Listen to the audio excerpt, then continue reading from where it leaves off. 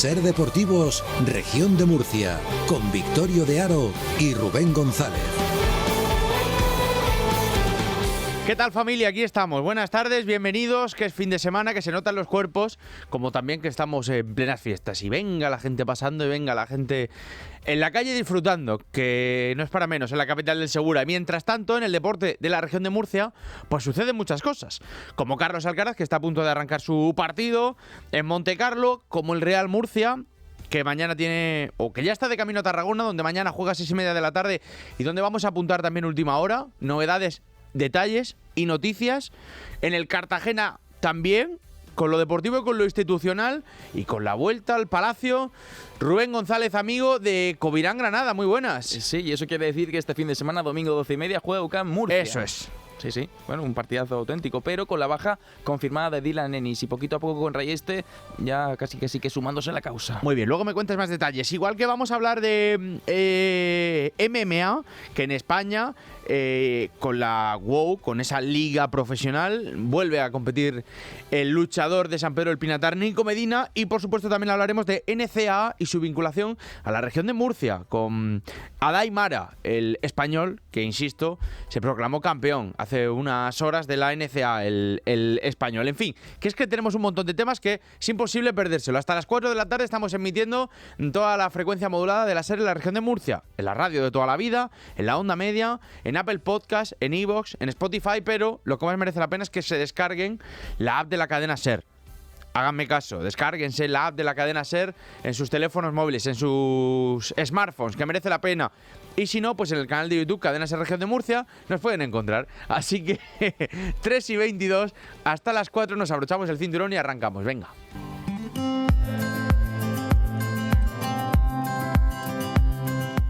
Que Carlos Alcaraz juega no antes de las 4 menos cuarto su partido contra Bublik. El murciano ha arrancado con buen pie su gira de tierra batida después de superar a los argentinos a Báez y a Echeverry. Está en los cuartos del Masters 1000 de Montecarlo y ahora Alcaraz quiere su primer título de arcilla en 2026. Y tiene un partido, insisto, contra Bublik, y si gana en semifinales se va a medir a De Miñó o al polaco Bakerot. Está bien. E insisto, yo me atrevería a decir que además está en el lado, entre comillas, tal y como se esperaba, más fácil del cuadro. Digo más fácil porque al otro lado está Fonseca, Zverev, Oyer Aliassime y Sinner. De hecho, estos dos últimos están jugando ahora mismo. Va ganando 1-0 Jannik Sinner al canadiense Oyer Aliassime, 2-2 en el segundo set, en la segunda manga. Así que partido que en cualquier caso, aunque el italiano va ganando, está siendo igualado en ese segundo tramo. En la gira de tierra batida de Carlos Alcaraz, que va a jugar a continuación en Mónaco y que espera ir pasando rondas para levantar su primer Masters 1000, lo voy a decir bien, a ver si la tercera va la vencida, en Mónaco, en la gira de tierra batida, el primero del 2026. Entre tanto, le deseamos por supuesto mucha suerte a Carlos Alcaraz. El Real Murcia tiene jornada intensa mañana en Tarragona. Los pimentoneros visitan al Nastic en un momento clave de la temporada. Llegan bien los granas con 3 victorias consecutivas y habla de la estabilidad que va consiguiendo el conjunto grana su técnico, Curro Torres. Nosotros tenemos que intentar ser regular. Ser regular no implica tener que ganar todos los partidos porque es muy difícil, pero sí tener una estabilidad a nivel de rendimiento. Y creo que ahora mismo pues bueno, lo hemos conseguido, no solamente por las victorias, creo que anteriormente el día del Hércules ya estuvimos bastante bien, a pesar de la derrota, os lo dije. Pero bueno, al final intentamos ser un equipo muy regular, no tener demasiados altibajos en el rendimiento de los partidos. Y a partir de ahí es el crecimiento que podemos tener. En ese sentido, notan los granas que ahora han sentado las bases y hasta cambiando de esquema, el equipo pita, como se dice vulgarmente. El equipo genera, el equipo muerde y el equipo se ha liberado de esa tensión que mostraba con anterioridad y que le impidió durante 10 jornadas consecutivas ganar un partido. Pero eso, creo que lo de mañana va a ser un día clave, donde los dos se juegan mucho. En Murcia el entierro de la sardina, pero en Tarragona un partido determinante, porque si el Real Murcia quiere soñar en las últimas jornadas, tiene que dar un paso adelante. Tiene que dar un paso adelante Flaccus. Tiene que dar un paso adelante, o mejor dicho, mantenerlo, Joel Jorquera, Óscar Gil, John García, Jorge Mier, David Vicente. el bloque de la plantilla en definitiva. Si quieren ser competitivos, porque eso, competitividad, es lo que les va a diferenciar en este tramo final de Liga, donde los pimentoneros, que han demostrado que tienen mimbres, igual que lo hicieron con Colunga en ese 7-9, llegó la racha paupérrima de las 10 jornadas sin ganar, y ahora de nuevo, como dicen en el Murcia, esto de las rachas, quieren ver hasta dónde les llega. Lo que de momento son conscientes en el Murcia es que tienen capacidad para hacerlo. Se ha quitado la soga, se ha quitado eso que le atenazaba a la plantilla y confían en que evidentemente pueden dar el do de pecho. Lo primero, no sufrir, porque insisto, ganarlo todo es muy complicado, correcto, pero hay que sumar muchos puntos si quieren algo más. Lo primero, insisto, es conseguir la salvación, y de ahí no me baja nadie, ¿eh? Y ya cuando se consigue la salvación, cuando se pueda mirar más hacia arriba que hacia abajo, entonces ya, si quieren, nos aventuramos a hacer cuentas. Que en el Murcia no quieren hacer cuentas, pero nosotros sí, evidentemente. Porque el duelo de Tarragona, así lo vengo contando toda la semana, creo que va a ser definitorio para que el Murcia o mire hacia arriba o mire hacia abajo las últimas 6 jornadas que quedan. Empatar creo que también sería positivo, porque al final es no perder, es mantener distancia con el Nasti de Tarragona, es bueno.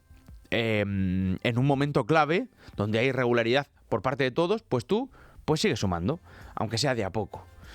Y ya veremos, a ver qué tal la semana que viene. Y yo, insisto, espero un 11 similar, con línea de 5, viendo que funcionó, en parte, con Mier en el centro de la zaga, con Óscar Gil sin problemas en el medio con Palmer, aunque haya dicho hoy Curro Torres, por cierto, que no las tenía todas consigo el navarro, y espero a Pedro Benito peleando en una banda, Jorquera en otra y al delantero esloveno arriba.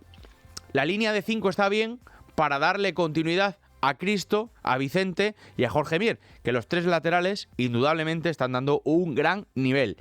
¿Y cómo está el Nasti de Tarragona hasta ahora? 3:27, pues vamos a conocerlo. Radio Tarragona, Jordi Blanch, compañero, buenas tardes. Hola, ¿qué tal, Victorio? Buenas tardes. Vaya temporada, en cualquier caso, para olvidar del Murcia muy probablemente, a falta de un milagro en las 7 jornadas, pero de todas del Nasti de Tarragona, ¿verdad? Sí, esta semana hablaba uno de los jugadores del Nastic, Sergio Camus, que el año pasado no estaba aquí en Tarragona, sino que estaba en el Tarazona, y decía, es que el partido de este sábado es como una final, no sé cómo explicarlo muy bien, como un partido de playoff. Y yo pensaba, no, eso es lo que la realidad nos trae a otro tipo de partido donde seguramente nos jugamos más los dos equipos, principalmente el Nasti, porque está más abajo en la clasificación, en una temporada horrible por parte del equipo de Tarragona, que ha pasado pues de eso, de quedarse a las puertas del ascenso otra vez en una final de playoff por segunda temporada consecutiva, a verse este año en una situación en la que hacía muchos años que no se veía. El Nasti, en situaciones tan bajas en la clasificación, nos tenemos que remontar al siglo pasado, a medianos de los años 90, cuando luchaba por no bajar a tercera división, y por tanto, bueno, pues hace muchos años que no estaba en esa situación como la que se encuentra ahora mismo. Ya sabéis, empatado a puntos con el Tarazona, que está en plaza de descenso, por tanto, en una situación más que comprometida. ¿Qué tal Pablo Alfaro, Jordi?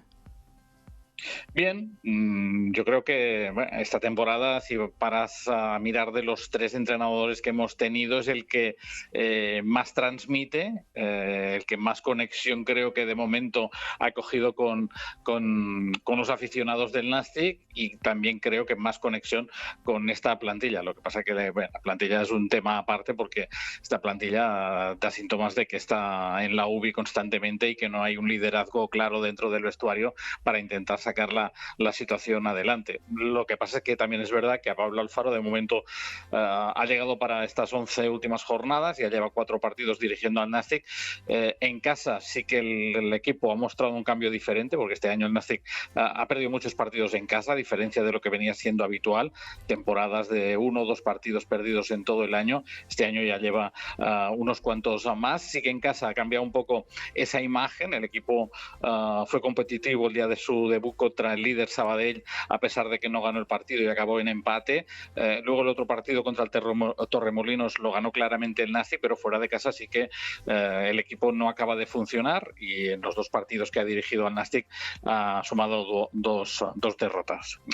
También él ha llegado sin margen de maniobra, ¿no? Tampoco no puede hacer grandes cosas, no puede cambiar la preparación física, no puede pedir refuerzos porque llegó con el mercado de invierno cerrado. Por tanto, bueno, se centra un poco en lo que tiene y a partir de ahí va intentando mover un poco las piezas, unas piezas que este año, en comparación a otras temporadas, ha bajado mucho la calidad de la plantilla del Nastic. Sí. A pesar de que es uno de los presupuestos de la zona media alta de la clasificación, bueno, no sé, nos tendrían que explicar un poco el valor de estos jugadores, porque realmente, comparándolo con las últimas plantillas del Nastic, esta le falta calidad. Y además, bueno, también ahora, claro, lógicamente te ves en esa situación y todo el mundo empieza a pensar, ¿no? Y esta semana los compañeros del Diario de Tarragona sacaban un tema de varios jugadores en la plantilla del Nastic. Sin ir más lejos, hay 3 que el año pasado descendieron con el Fuenlabrada, que ahora están en el Nastic, otros que habían descendido con el Real Unión de Irún, que también están en el Nastic, y por tanto, bueno, todo eso hace ese olor a pesimismo, que es lo que envuelve ahora mismo a la plantilla, porque ya por sí la plantilla la ves que está, no sé si decirte hundida, pero está desanimada, y lógicamente eso también se acaba contagiando a la grada, ¿no? Pero al final, Jordi, fíjate, y Víctor Narro, podríamos decir que el año pasado era una de las grandes sensaciones del Nastic de Tarragona, se marchó a Italia, llegó en invierno al Real Murcia, tuvo 2-3 jornadas siendo de lo más destacado, se contagió con el resto del equipo y ahora ha terminado relegado al banquillo, y además con futbolistas por delante. Quiere decir, fíjate, el año pasado podrías destacar seguramente a Narro, y este año no está jugando en un Murcia que está en las últimas 3 jornadas escalando a la zona media. No sé si os sorprende desde allí que Narro no juegue. Sí, sorprende un poco. Lo que pasa que, si te acuerdas el año pasado cuando hablábamos en las previas de los partidos de playoff, que me preguntabas, yo te decía que Narro, Antoñín y seguramente Pablo Fernández era de lo más destacado del Nastic, pero también éramos conscientes, cuando llegó Narro al Nastic venía del Lugo, donde hablaban muy mal de él. Entonces, bueno, yo creo que el año pasado Narro aquí lo que se encontró fue, bueno, tú ahora lo decías, ¿no? Se ha contagiado del resto. Cuando las cosas van mal, digamos, son de esos futbolistas que se contagian de lo que ven, ¿no? O de lo que hay. Entonces aquí llegó con un equipo que iba con la flecha para arriba y él también se contagió, y entonces ahí fue de los mejores que había, ¿no? Pero bueno, por ejemplo, el año anterior en el Lugo, nosotros que habíamos hablado con algún compañero de Lugo, ya nos decía que cuando las cosas no van bien, pues es de los que también acaba bajando la cabeza, por decirlo de alguna manera. Bueno, ya sabes que me da mucha alegría de saludarte, que ojalá el equipo al que cubres profesionalmente estuviera en mejores condiciones, así que tengáis suerte, querido, que mañana disfrutemos todos de un partidazo, y a partir de la semana que viene mucha suerte. Jordi.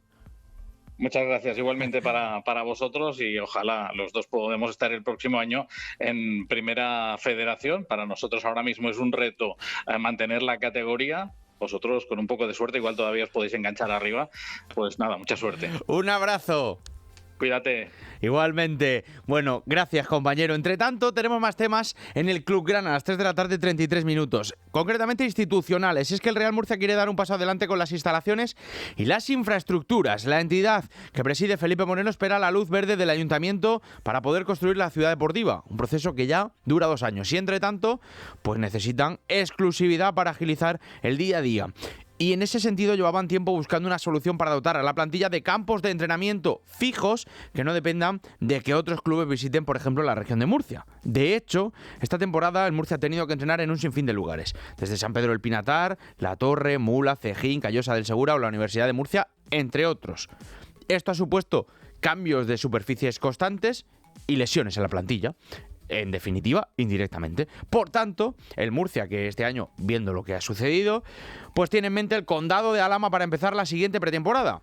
Un lugar del que, de la misma forma que los actuales centros de entrenamiento que usa, va a estar gestionado por Pinatar Arena Fútbol Center, pero el Murcia, que tiene una gran relación con la entidad, planea con la entidad gestora de estos campos, planea mudarse para la 26-27, es decir, para hacer ya la próxima pretemporada allí, a las parcelas que van a contar con 2 campos de fútbol.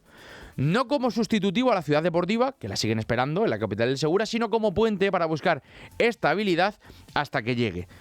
Es verdad que no hay mucha distancia, mucha diferencia en la distancia, desde los 64 que hay hacia Pinatar Arena, desde el estadio, hacia los 55 desde el condado de Alhama, que saben que está antes de llegar a Mazarrón. Pero la ubicación fija va a permitir al Murcia tener una mejor organización, poder centrarse en lo puramente deportivo. De hecho, la idea existente es que ese espacio lo pueda ocupar el Real Murcia por un lado y el Alhama femenino, el Alhama El Pozo, por otro. Y todo esto es una realidad, o en parte, o está cerca de ser una realidad, desde que el pasado 16 de marzo el Ayuntamiento de Alhama de Murcia les concediese la licencia para empezar la construcción. Así que el Murcia aguarda con ansia para poder trabajar en ese lugar con terrenos de juego, con vestuarios, con aseos, con gimnasio y con almacenes, entre otras cosas. Esta es la idea del Clubgrana, ¿eh? Veremos a ver en qué queda, definitivamente, pero esta es la información que les contamos y que, aunque se comentaba en los pasillos del Enrique Roca, insisto, desde el OK, la luz verde, desde el Ayuntamiento de Alhama de Murcia, pues ya parece que están cerca de conseguirlo. Veremos a ver si llegan a tiempo para la pretemporada. El Real Murcia, que a las 6:30 de la tarde mañana juega contra el Nastic de Tarragona, pero sin embargo en el Cartagena también tenemos última hora. Radio Cartagena, Alejandro Moya, 3:35. Muy buenas. Hola, ¿qué tal? Muy buenas, Victorio. Al margen de lo deportivo, que evidentemente vamos a empezar por ello, también tenemos que hablar de lo institucional. Pero primero, 6:30 de la tarde, Cartagonova, se esperan 10.000 personas, que es un objetivo, yo creo que demasiado ambicioso. Sí, demasiado ambicioso. Yo creo que la gente todavía está reacia, todavía duele la temporada pasada y la anterior que tuvo el Cartagena, la nefasta imagen que dio el equipo en segunda división, haciendo una de las peores cifras a nivel clasificatorias de la historia, y sobre todo la incertidumbre que sigue rondando en torno al proyecto del Cartagena, en torno a Alejandro Arribas, en torno a los problemas económicos que tiene el conjunto albinegro, y eso termina a no enganchar del todo a la afición. Es verdad que hay unos 6.000 abonados, a ellos habrá que sumar, pues no sé cuántas, yo creo que alrededor de 8.000 serán las personas aproximadamente que pueda haber en el Cartagonova, más entrada que en un partido normal, que un partido habitual, pero no se termina de enganchar la gente, pese a la buena situación ahora mismo clasificatoria que tiene el Fútbol Club Cartagena, que está, pues bueno, a solamente un punto del playoff, a un punto de una Europa que viene de capa caída, a 2 del Villarreal B, que está cuarto, y en buena predisposición de pelear en estas últimas 7 jornadas por estar en ese playoff. Hoy ha hablado Íñigo Vélez, el técnico albinegro, que se sumaba también a ese llamamiento hecho a la afición y que no quiere pensar en el playoff, solamente, decía, quiere pensar en el partido de mañana ante el Antequera. Yo solo pienso en el mañana. Ya te digo que el fútbol es cortoplacista, no pienso más allá y te puedo asegurar que si ganamos vamos a estar más contentos que si no lo hacemos. Bueno, pues no es hombre de muchas palabras tampoco Íñigo Vélez, el Cartagena, que presenta además 5 ausencias, 5 bajas. Hay algunas que ya estaban de la semana pasada. Marco Carrascal, lesión de larga duración en tramo final. Benito Ramírez y Eneco Ebro con problemas musculares, que ya también están en tramo final. Y los 2 que se sumaban a la enfermería, 2 bajas muy, muy sensibles. Por un lado, la del central Rubén Serrano, con esa fractura en el pómulo que le va a obligar a pasar por el quirófano y va a estar entre 1 y 2 meses fuera de los terrenos de juego, y la de Jan Jules, jugador que es seguramente el gran culpable de que el equipo haya tenido una cara distinta desde ese mercado invernal, el pulpo, el todoterreno del centro del campo, que va a ser ausencia durante el próximo mes aproximadamente por una rotura en el cuádriceps. Así que ausencia sensible la del camerunés para Íñigo Vélez, que tendrá que reinventar el centro del campo albinegro ante la ausencia de un jugador que era absolutamente intocable. Perfecto. Y luego, en lo extradeportivo, hablábamos también de las situaciones de la compraventa del Cartagena, que en Radio Cartagena precisamente teníamos novedad, ¿no?, respecto a ese tema. Sí, hemos adelantado en la página web, hemos adelantado en radiocartagena.es una información que indica que el pasado 31 de marzo, hace exactamente 10 días, caducaba, se terminaba el plazo para para ese primer pago de los acordados por la parte vendedora, por Duro Inversiones, con la parte compradora, con Alejandro Arribas, para ir pagando ese dinero que quedaba pendiente. Hay que recordar que la operación se cerró aproximadamente en unos 5,5 millones de euros, de los cuales a Alejandro Arribas habría pagado ya 2,7, quedarían 2,8 que se tenían que ir pagando desde el pasado mes de enero y hasta el mes de junio de 2027. Este primer pago, que como decimos concluía según el contrato el 31 de marzo, no hay de momento constancia de que se haya realizado por parte de Alejandro Arribas, así que se estaría retrasando en ese primer pago a un Duro Inversiones que todavía sigue por ahí revoloteando en el entorno del Cartagena. Es verdad que no hay constancia de que sí ni de que no. Efectivamente, cuentas que el 31 de marzo se acababa el plazo de ese pago, pero sorprende que en el caso de que no lo hayan hecho, o en el caso de que lo haya hecho, no lo haya anunciado, ¿verdad? Teniendo en cuenta de que sería síntoma de que va en serio el proyecto del Cartagena. Sí, yo creo que, bueno, se excusan el contacto que hemos intentado tener con la directiva, pues se excusan en cláusulas de confidencialidad firmadas en ese proceso de compraventa.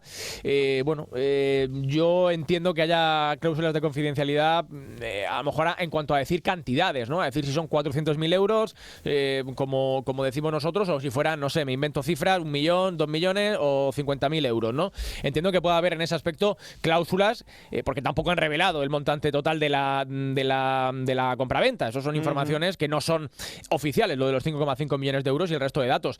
Pero sí que sorprende que no anuncian, oye, hemos hecho este pago, vamos al día con estos pagos. Se ha completado el primer plazo. Sorprende, nos hablan de esa cláusula de confidencialidad, no quieren hablar del tema. Bueno, a mí me sorprende personalmente que siendo algo que sería una buena noticia, pues no se indique, aunque sea, como digo, sin hablar de cantidades, como podría ser lo firmado en ese acuerdo de compraventa por cláusula de confidencialidad. Sí, sobre todo por dar tranquilidad, normalidad y pensar solo en lo deportivo, evidentemente. Bueno, compañero, te lo agradezco. Buena información. Cuídate, que tengas buen fin de semana y que gane el FC mañana contra la Antequera. Un abrazo, Victorio. Hasta luego.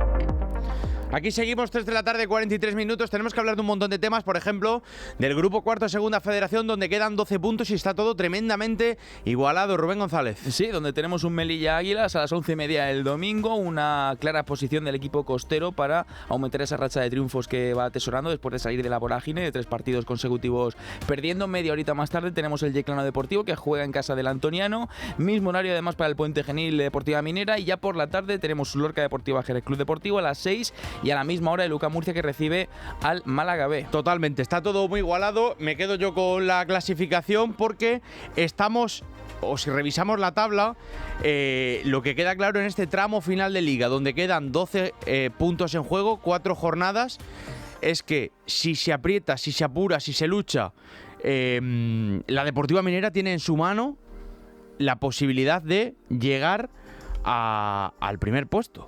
Sí. Pero claro, entre tanto hay un montón. Repásame, si quieres, con números, cómo están los equipos de la región de Murcia, González. Bueno, pues tenemos a la Deportiva Minera, que es segunda clasificada, empatada a 53 con el líder, que es el Extremadura. Tercer y cuarto puesto para el Águilas y el UCAM Murcia, que tiene 52 puntos. Ya fuera de la zona de playoff, esa zona noble, tenemos en octava posición al Lorca Deportiva con 44 puntos y con 40 es décimo el Yeclano Deportivo. Es tremendo, evidentemente, la que tenemos, a falta de 4 jornadas, con lo que puede variar en 6 equipos en 2 puntos. 53, 52, 51.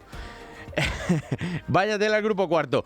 Eso en Segunda Federación. Pero es que, González, hoy tenemos fiesta del fútbol regional en el estadio Enrique Roca esta noche, donde alguien, cierto club de cierto lugar que te gusta mucho, puede cantar el alirón. 9 de la noche. Grupo 13, Tercera Federación. Sí, correcto. Tiene partido el Real Murcia Imperial contra el Club Deportivo Cieza. Y ojo, porque lo bonito de este encuentro es que el Club Deportivo Cieza puede lograr el ascenso a la Segunda Federación. Escuchamos a su entrenador Ranko Despotovic en la previa. Bueno, sí, mucha gente me pregunta lo mismo. La verdad que mi primer contacto con fútbol español ha sido en Nueva Condomina, donde mañana vamos a disputar este partido, y la verdad que muy emocionante para mí, pero al final, y lo más importante, es conseguir el objetivo de mi equipo. Pues nada, espero que disfruten, espero que animen el equipo como han hecho siempre anteriormente, y que espero que después del partido podamos tener un gran momento. En el resto de la jornada tenemos al UCAM Murcia B Marítimo, el Águilas B Molinense, también tenemos el Pulpileño Santa Cruz, además del Cartagena B Balazul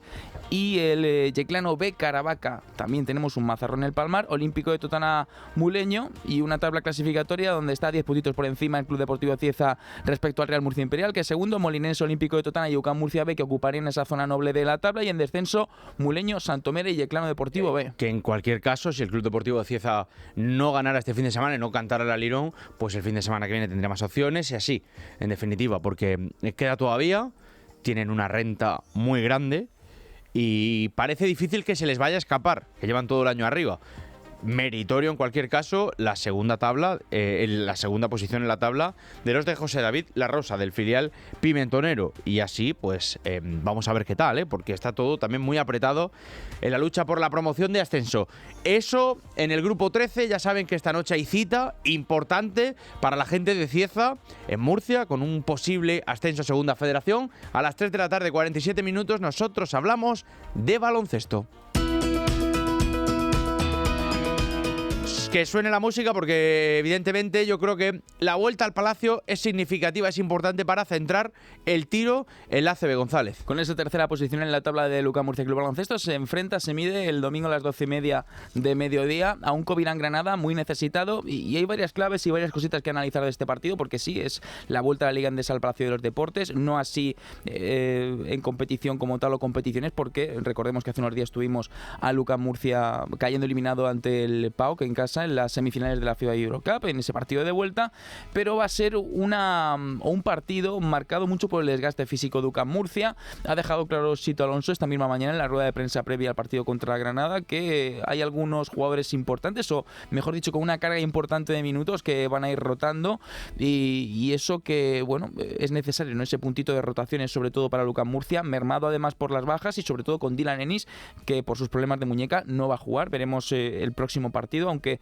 tampoco Sito Alonso se ha aventurado a dar más detalles de un parte médico como tal en plazo de recuperación. Venimos a referirnos a ello. Y un Sander Rayeste que poquito a poco va a ir entrando en esa dinámica del equipo para mitigar, ¿no? Para de alguna manera ir recuperándose de esas molestias que tiene y de esa lesión que ha salido. Estamos hablando de que entran en juego dos factores para este partido. Un UCAM Murcia que, si logra un buen inicio de encuentro, podría administrar los esfuerzos sobre todo, y que si el partido en algún tramo se llega a igualar, ese desgaste acumulado podría aparecer ya en los últimos minutos del partido, no tanto así como decimos en el inicio del encuentro. También el ritmo del partido sería algo muy a tener en cuenta, porque aquí hay dos vertientes: controlar el partido o correr y jugar desde la defensa y ser sobre todo aguerrido en esa faceta. Hay que poner muchísimo el ritmo desde atrás, es una seña de identidad de UCAM Murcia durante esta temporada, también durante los últimos cursos, y no caer en ese intercambio de golpes, esas transiciones muy rápidas que suele muchas veces penalizar a UCAM Murcia, donde tiene que controlar el juego y sobre todo parar a la defensa rival en las transiciones y cuando a lo mejor están inspirados los rivales, en este caso sería Covirán Granada, y sobre todo la defensa importante contra los jugadores importantes, siendo redundantes, ante Granada. Y decimos esto porque Granada está necesitado, porque a pesar de que se le vea ya como un candidato firme al descenso, todavía quedan jornadas y bueno, este partido quizá podría ser un ultimátum. Lo ha calificado así Sito Alonso esta mañana en la sala de prensa. Pues creo que tiene una plantilla en este momento que tiene dos cosas muy peligrosas. Primero, el propio nivel de la misma, y segundo, su propia situación, donde es casi ultimátum o casi no todo el mundo, digamos que les da como descendidos, ¿sabes? Y claro, quedan 9 jornadas. Hay que reducir sobre todo las pérdidas no forzadas para este UCAM Murcia. Lo hemos visto en algunos partidos de esta temporada, sobre todo cuando a lo mejor tiene algunas pérdidas consecutivas o cuando dentro de los ataques no terminan de ir cómodas y rápidas las cosas, ¿no? UCAM Murcia quizá debería espantar esos atascos que tiene en muchas ocasiones, sobre todo cuando falla la eficiencia o el porcentaje es muy bajo en el tiro de campo, que se suele atascar, y es lo que tiene que desterrar sobre todo en este partido. Y luego además el valor del banquillo de UCAM Murcia, que a pesar de esas bajas hay una una profundidad tremenda, con jugadores importantes. Por ejemplo, creo que se refería Sito esta mañana a Howard Sanros, aunque no lo ha dicho con nombre y apellidos, que ha tenido una carga de minutos brutal, y sobre todo esta última semana, que vemos a Sanros muchas veces en el Palacio hacer ejercicios de bicicleta de esta spinning, ¿no? La de toda la vida, en una esquina, pues para no perder comba, pero siempre adaptándose, porque tiene que salir, tiene que estar activado en cualquier momento, y creo que es un buen partido para que Howard Sanros descanse. Luego Bill Folk, que lleva arrastrando unos problemas en los dedos durante algunas semanas, que a lo mejor tiene también un poquito de acomodo y que no va a tener tanta carga de minutos, pero sin duda además el factor mental es, vamos, yo creo que capital y es importantísimo dentro de este partido, porque el peligro está en pensar que esto puede ser trampa. Además es que lo ha dicho así Sito Alonso esta misma mañana, un partido trampa, a pesar de esa posición en la tabla de Covirán-Granada. Y es que si UCAM Murcia, si los jugadores de UCAM Murcia no le dan esa importancia, ese valor suficiente al partido de hoy, estarían incurriendo en un error tremendo y de bulto, porque si Granada juega con ansiedad o con la ansiedad del señalado del descenso, pues le puede generar muchos problemas, pero también le puede generar ese punch, ¿no? Y sobre todo contra el tercero de la Liga Endesa, que es UCAM Murcia en este caso, porque Granada, no olvidemos que está jugando a la pura supervivencia dentro de la Liga Endesa y con que no tiene nada que perder. Claro, con lo que tenemos de aquí a final de temporada, pero UCAM Murcia al final ha salido de un pequeño bache con esa eliminación, le pueden ver mal, pero claro, siempre tiene a ese sexto jugador, ¿no? Como es el Palacio de los Deportes, que entiendo que además es una buena fecha con ese cambio de horario que tuvimos del sábado 9 de la noche al domingo 12:30, donde, bueno, creo que es un buen plan. Al final vas a hacer la previa, terminas el partido, sales a comer, y el tardeo en Murcia, que es muy fantástico y es maravilloso, pues al final el día de baloncesto acompaña. Te lleva al Palacio de los Deportes, ¿no? Pues claro que sí. Todos los caminos conducen al Palacio. La clave creo además que va a ser quién va a gestionar mejor el partido y sobre todo esa presión, porque si UCAM Murcia impone su jerarquía desde el principio del partido, el peso va a recaer sobre todo en Granada. O sea, quien más tiene que perder en este partido, yo no me aventuraría a decir si es UCAM Murcia o Granada. Sí que es verdad que Granada se está jugando la vida y que cualquier partido ya es a cara de perro y tiene que ser, o que se me entienda lo que voy a decir, vida o muerte, sí, ¿no? Con el cuchillo entre los dientes, como se suele decir comúnmente dentro del mundo del deporte. Y si el partido avanza bastante igualado, que suele ser una tónica dominante en los últimos compromisos de UCAM Murcia, esa presión sí que podría trasladarse al propio UCAM. Entonces veremos a ver qué es lo que sucede. Creo que además es importantísimo empezar muy fuerte dentro del partido para evitar esas dudas y para evitar ese run-run. UCAM Murcia tiene que estar totalmente metido en el partido y yo creo que ahí puede estar una de las principales claves. Un inicio prometedor para ir holgado y tranquilo el resto del partido de Victoria. Totalmente. Háblame de Zona Global Jairis. Bueno, pues el conjunto jairista, que tiene partido el domingo, va a recibir a Araski a las 6:15 después de ese pequeño tropiezo hace unos días cayendo por la mínima en Liga Endesa. Venga, luego seguimos hablando de baloncesto, que hay una historia muy chula que contar. 3:53. Aquí seguimos en Ser Deportivos de viernes.